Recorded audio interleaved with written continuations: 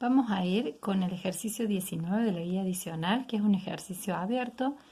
Nos lo consultó uno de los estudiantes y lo vamos a analizar de esta manera. Sabemos que hay un cuerpo que es empujado sobre un plano inclinado. Lo vamos a ubicar ese cuerpo más o menos en esta posición. Es empujado por una fuerza de 500 newton. Más que empujado, dice una fuerza de 500 newton actúa, tal como muestra la figura, y nos indica que la fuerza actúa paralela al plano inclinado de esta manera y le vamos a llamar fuerza F. ¿Estamos? Antes de pasar eso, analicemos un poco al análisis concreto de la dinámica del ejercicio, analicemos la geometría. Sabemos que este ángulo del plano inclinado tiene para el valor del seno el valor 3/5, ¿sí? El cociente de cateto opuesto sobre hipotenusa, mientras que para el coseno va a ser 4/5, cateto adyacente sobre hipotenusa. En un rato vamos a usar ese resultado, se los quería adelantar para que no se embarquen por ahí a hacer cuentas que no nos van a hacer falta.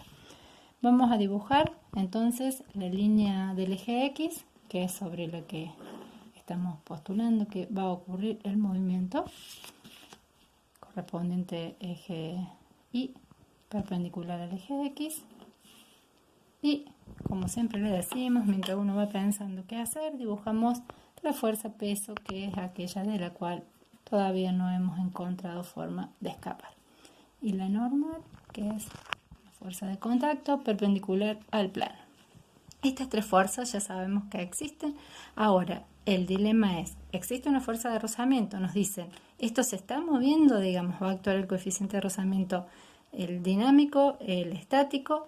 ¿Qué va a pasar? ¿Cómo vamos a resolver eso? Porque además puede pasar que con esta fuerza yo no alcance a hacer subir este cuerpo, sino que en realidad lo que esté logrando es que baje con una aceleración menor a la que caería en una situación digamos, esperada o habitual en el planteo de un ejercicio. Bien, ¿cómo vamos a hacer eso? Todavía no voy a dibujar acá la fuerza de rozamiento y los voy a invitar a que calculemos las coordenadas de cada uno de estos vectores.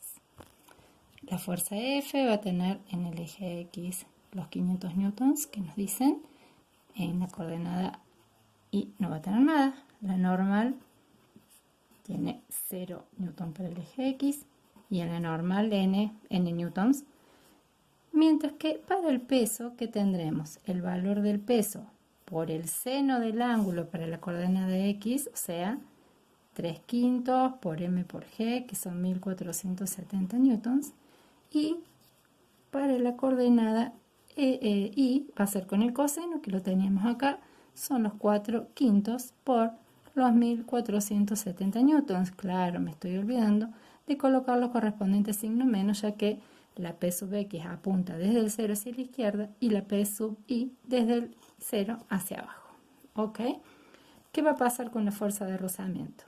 Fuerza de rozamiento tiene coordenada X igual a mu por n, y acá el signo puede ser más o menos, porque todo va a depender para dónde se esté moviendo, ¿sí?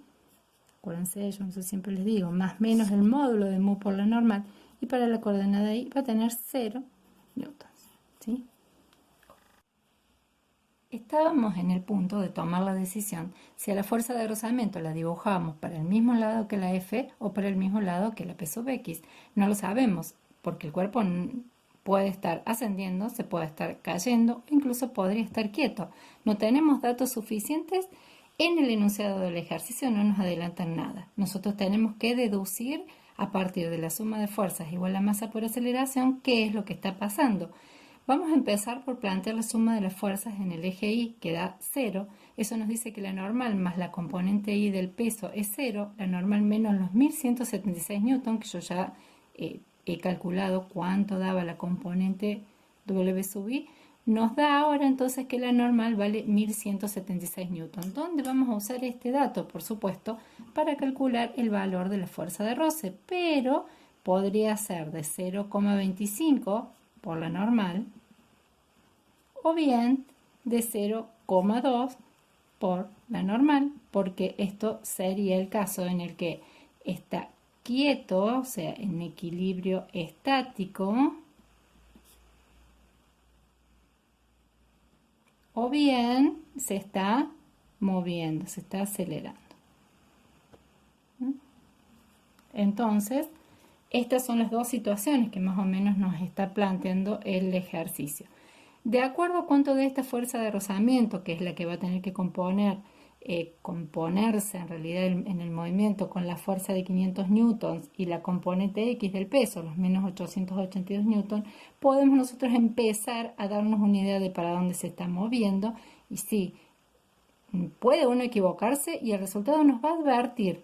Ya nos vamos a ir dando cuenta que un resultado final nos avisa solo si nos hemos equivocado.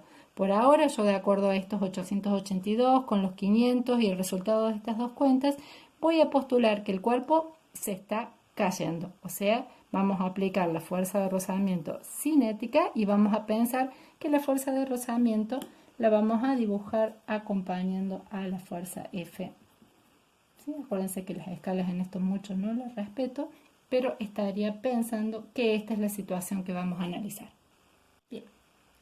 De acuerdo a lo que dijimos, entonces vamos a resolver este dilema que nos había quedado acá con los signos de pregunta, postulando y jugándonos, después veremos si fue acertada esta decisión, que este es el valor de fuerza de rozamiento dinámico, la que vamos a tratar de resolver. Ahora el ejercicio será decir que vamos a plantear que la suma de fuerzas en X es igual a masa por aceleración. Ok, entonces vamos a poner las coordenadas X. Tenemos para la fuerza, tenemos la fuerza F, la normal no tenemos componente X, vamos a tener la componente omega X más la fuerza de rozamiento y todo esto da masa por aceleración. Bien. La fuerza F son 500 newtons menos 882 newtons de la omega X más, dijimos, 500 menos 882 más 235,2 igual a masa por A sub X. La masa, recordemos, son 150 kilogramos. Bien.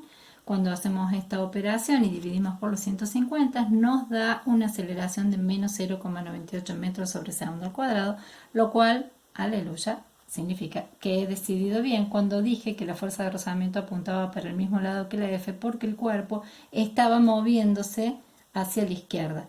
Eso nos lo da el signo menos. Si este signo hubiese terminado siendo más, significaría que el cuerpo se mueve para el otro lado, que puse la fuerza de rozamiento al revés, digamos.